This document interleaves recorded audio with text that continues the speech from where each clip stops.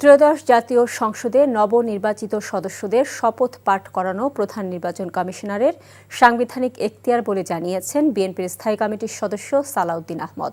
তবে সংবিধান সংস্কার পরিষদের শপথ পাঠ কে করাবেন সেটি এখনও নির্ধারিত নয় বলেও উল্লেখ করেছেন তিনি।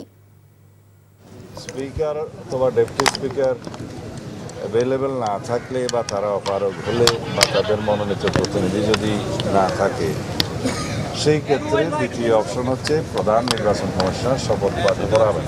এইটা প্রধান নির্বাচন কমিশনের সাংবিধানিক এখতিয়ার আছে। এর বাইরে যদি কনস্টিটিউশনে ধারণ করা হয়, সেই মর্মে অ্যামেন্ডমেন্ট হয় এবং সেই শপথ পরিচালনার জন্য সংবিধানের তৃতীয় তফসিলে ফরম হয়, কে শপথ পাঠ করাবেন সেটা নির্ধারিত হয়। এতগুলো হয় এর পরে তারপরে হলে হতে পারে।